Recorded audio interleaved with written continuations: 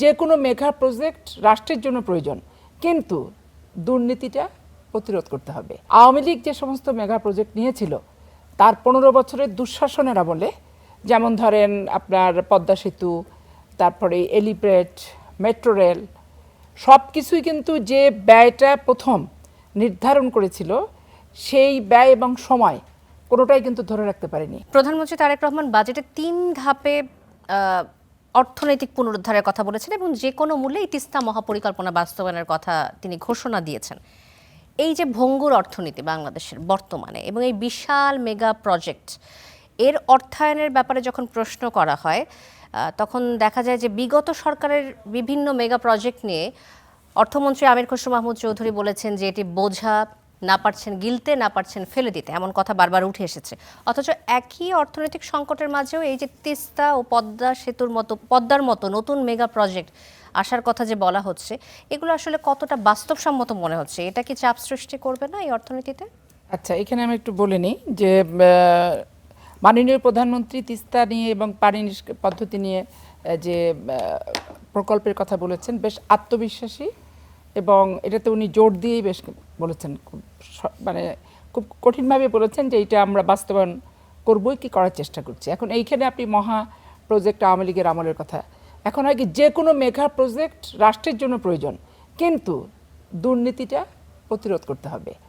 আওয়ামী লীগ যে সমস্ত mega project নিয়েছিল তার 15 বছরের দুঃশাসনের আমলে, যেমন ধরেন আপনার পদ্মা সেতু, তারপরে এলিপ্রেট, মেট্রো রেল, সব কিছুই কিন্তু যে ব্যয়টা প্রথম নির্ধারণ করেছিল সেই ব্যয় এবং সময় কোনোটাই কিন্তু ধরে রাখতে পারেনি।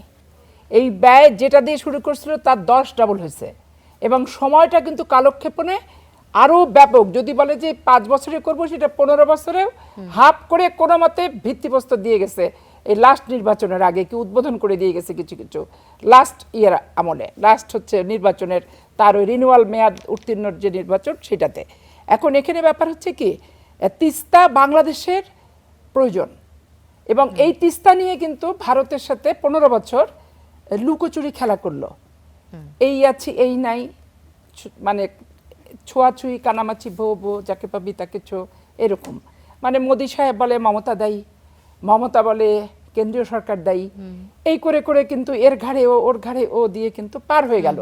এখন যেই জিনিসটা বাংলাদেশের জন্য প্রয়োজন ভারতের কাছে, এইরকম কোনো কিছুই কিন্তু 15 বছর শেখ হাসিনা বাংলাদেশের ভারতীয় সকল স্বার্থ বাংলাদেশের তৎকালীন সরকার শেখ হাসিনা দেখেছে, রক্ষা করেছে, কিন্তু বাংলাদেশের জনগণের যেটা স্বার্থ, বাংলাদেশের স্বাধীন সার্বভৌমত্বের যেটা স্বার্থ, বাংলাদেশের গণতন্ত্রের যেটা স্বার্থ, সংবিধানের যেটা স্বার্থ, সেটা কিন্তু বারবার কুঠারাঘাত টেনেছে ভারতীয় আধিপত্যবাদের মাধ্যমে তৎকালীন সরকার।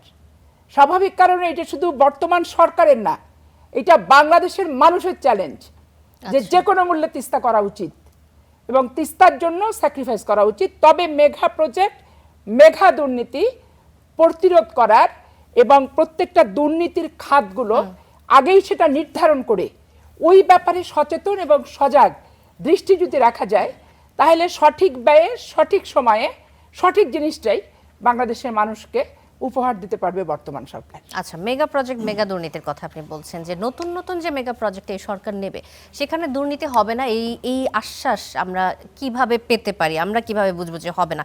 আর যে প্রশ্নটা তখনও করেছিলাম যে আগের সরকারের বড় বড় প্রজেক্টগুলো যদি বোঝা মনে হয়, তাহলে এই অর্থনৈতিক বাস্তবতায় একই চিত্রে নতুন মেগা প্রজেক্ট আসলে কতটা বাস্তব?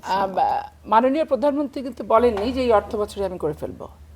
তিস্তা পরিকল্পনা করার ব্যাপারে উনি ওনার দৃঢ় প্রত্যয় এবং সংকল্প বক্তব্যের মাধ্যমে জাতীয় সংসদে উপস্থাপন করেছেন। এখন মেঘা প্রকল্পের মেঘা দুর্নীতির একবারে তৃণমূল থেকে হয়ে আসে, যে ইট সাপ্লাই দেয়, যে বালু সাপ্লাই দেয়, যে হচ্ছে আপনার পাথর সাপ্লাই দিচ্ছে, যে সিমেন্ট সাপ্লাই দিচ্ছে, একবারে তৃণমূল থেকে কিন্তু করাপশন হতে হতে উচ্চ পর্যায়ে পর্যন্ত আসে। এইটার সাথে একটা ডে লেবার থেকে শুরু করে ওই যে বালি সাপ্লায়ার আছে তারা পর্যন্ত জড়িত।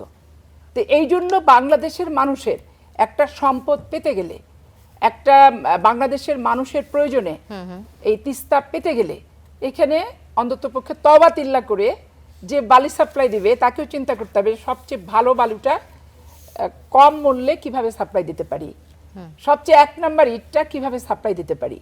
এবং এটা একটা জাতীয় প্রয়োজন, নাগরিক সেবা আমি মনে করি। সেখানে ঠিকাদারকেও চিন্তা করতে হবে, যারা দরপত্র টেন্ডার আহ্বান করার পর সাবমিট করবে তাদেরকেও চিন্তা করতে হবে যে পুকুর চুরির মতো লাভ না করে অন্ততপক্ষে এখানেও কিন্তু একটা মানবিক সেবামূলক মনোবৃত্তি রাখতে হবে। আচ্ছা। যে অন্ততপক্ষে ওইরকম পুকুর চুরি না করে, লাভ ছাড়া তার কোনো ব্যবসায়ী ব্যবসা করবে না, কোনো ঠিকাদার তার পার্টিসিপেট করবে না, খরচ তার পকেটের পয়সা দিয়ে করবে না।